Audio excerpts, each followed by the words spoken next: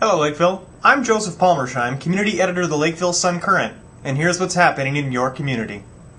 How, asked City Finance Director Dennis Feller, could things go so wrong? Budget cuts designed to counteract a $1.4 million loss in revenue were unanimously approved by the Lakeville City Council at yesterday night's meeting. Cuts range from eliminating funding for a city gardener to eliminating other personnel positions.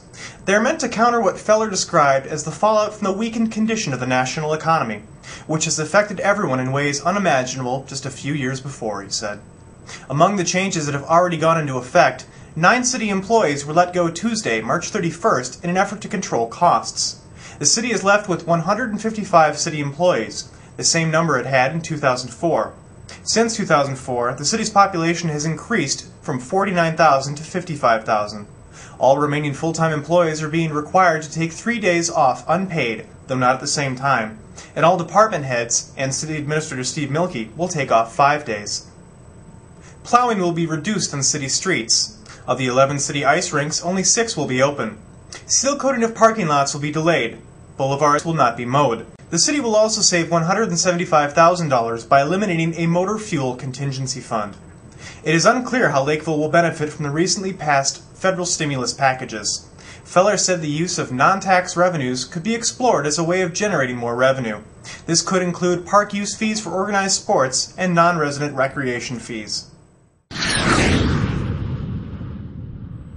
Brian Carstensen and Dave Watson answer burning questions by sifting through suspicious ashes.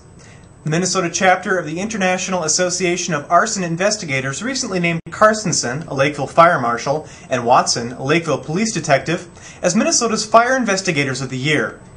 They were recognized for their work in solving 2 arson cases last year, a suspicious vehicle fire and a suspicious apartment fire that was later determined to have been started using gunpowder.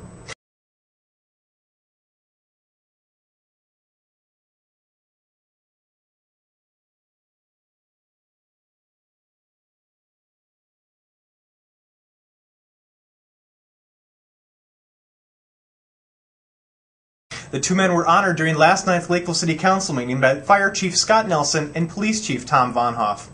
Nelson said the awards committee deviated from their normal practice of giving the award to one person to honor both men.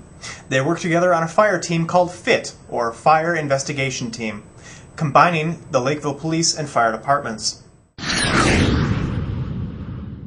Your Weather Underground forecast for the day calls for sunny skies with highs around 50 degrees. Tonight calls for mostly clear skies with lows around 30 degrees. Wednesday's forecast calls for partly cloudy skies with highs around 50 degrees. For Sun-Current and Sun Newspapers, I'm Joseph Palmersheim. Thank you for watching.